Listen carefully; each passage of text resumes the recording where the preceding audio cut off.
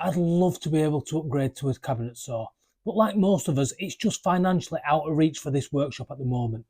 So let me show you 3 ways that you can maximise your table saw by making small additions. Each one on their own plays a part. By adding 2 or 3 of these together, you are significantly increasing the potential of your contractor's saw, getting to almost the same level of value as a cabinet saw for just a fraction of the costings. Now, upgrade number 1 is quite simple.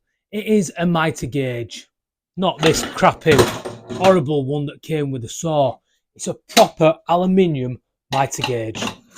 This may sound like a little upgrade, but I can tell you the difference between upgrading to an average one or going full hog and getting a premium one makes all the difference. Take this one for example that I got. This has been purchased with my own money. There's no sponsorship here. This is fully aluminium, comes with adjustable runners. It's got all the mod cons you need in a mitre gauge. And the great thing is you can tailor something like this to whatever budget that you've got.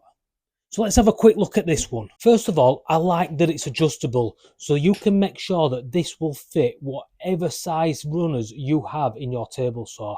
A quick couple of turns of these little Allen keys, and this tightens the washer, making sure that you've got a nice, smooth, but stable run through your saw. I love the fact that there is positive stops. You're not trying to guess like with the old one and just hoping it fits right. These positive stops with markings mean that you can dial in the accuracy all the way to 100% accurate. That is completely invaluable. To keep it accurate, I like the fact that there are 2 knobs which hold this down. There's no guessing, that stops slippage, and it just makes sure that the cut that you want is the cut that you get. That is so important. I love the fact that you can change the gauge up and have it as close or far away from the fence as you like. A couple of quick turns of some bolts and you are there in seconds. One thing I would say is this would have been slightly better with some sort of dialed in knob. But it is what it is, guys. I love the top. I'll be a little bit cautious using the ruler, but I really love the fact that it's got a positive stop on the top that you can adjust. And if it does need to be moved quickly, it can flick up and down, making sure that it's in or out of the way. Now, what I really like about this mitre gauge, and I'll be really honest, is the fact that I think this saves you having to have a table saw sled. Now, don't get me wrong, I'm not knocking a sled. Any sort of jig or anything like that, I'm all for. The problem you find with the traditional big table sleds is you've got to store them somewhere and you're only going to use them a number of times. So how about this, particularly on this type of saw?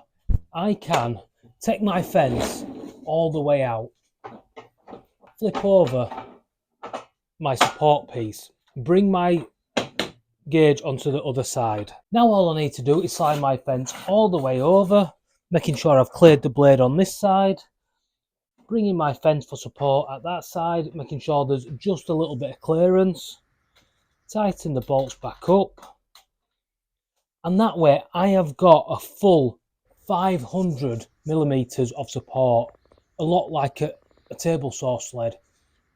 I've got that without having the storage problem, and it's great when you're looking at doing anything like bringing in some panels or anything like that that can go on it. And this is great for that slightly longer stock where you might want that little bit of extra support, especially if you've got a piece that's going to bridge all the way over. That way you know that you're not going to get caught short. Obviously it still has a capacity limit, but for most projects you'll find that this will do nicely. Now, the second upgrade that's going to help you achieve that near cabinet saw status is quite simply a zero clearance plate. Now, depending on the saw you've got, you can either purchase these, like this one here from Evolution, or these are dead simple to make.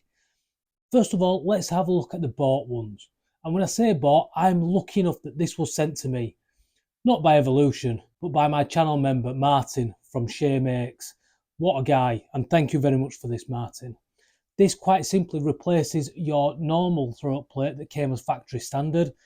It means that you have got as minimal clearance as you can, making sure that your workpiece is supported to help stop tear out. On some projects, that's not too much of an issue, is it? But if you're ever trying to finesse a project, if you're wanting to do something that's really, really tight and particular, say mitres, then this is the type of thing that will take you up that 2, 3, 4%. And we all know that that can be the difference between a great looking project and a very amateur looking project. So what I like about this bought version is that it came with 2 inserts, meaning that you can replace one after time. Quite simply, you release the 2 screws, pop the old one out, pop the new one in, 2 screws back in, and we're back into business. To fit this, it couldn't be any easier.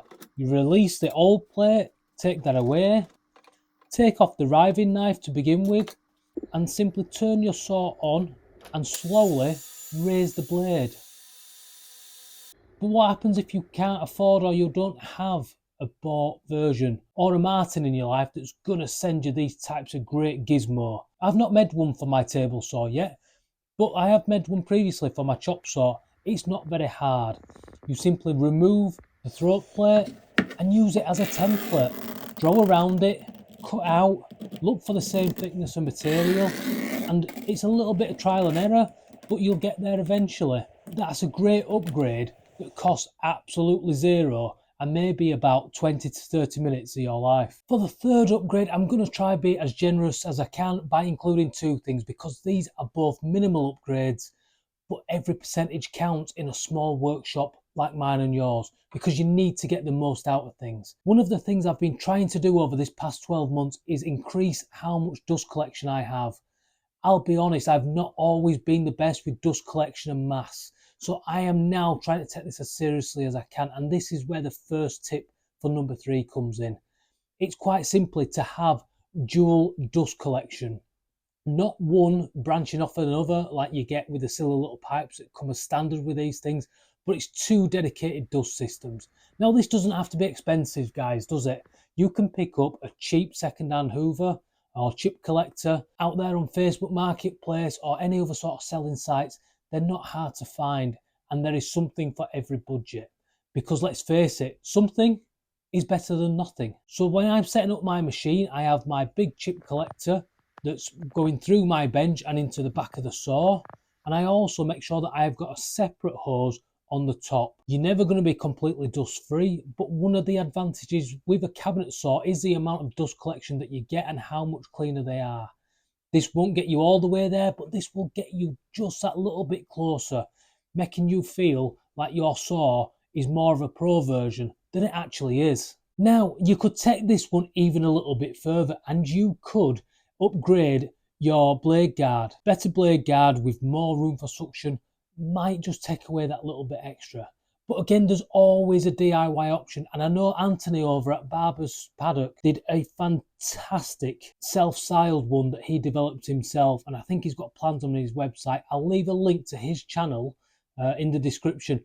Well worth a look if you've never come across Anthony's channel. He comes up with some fantastic solution, and a blade guard is one of those. So the final upgrade that I'm going to suggest to make your saw feel more premium and closer to that cabinet saw that we all desire is to upgrade your push stick. Now I know this one sounds like such an easy thing. However, you'll find that if you've got more confidence in your push stick, you will be able to get that little bit more control, because you're not frightened of having all this plastic hit the blade and come flying back at you. I'll be honest with you, I like to take a risk in life just like anyone else. But plastic hitting a blade, spinning at thousands of revs a minute, coming straight back at this pretty face, not my cup of tea. And that's why I make my own push sticks. Simple wooden ones, usually done by tracing around the old push stick. What I love about these is that you can get these nice and close into the blade. And as you can see from the battle scarring on this one, I've got it wrong a few times. It's not shattered. My face is still intact.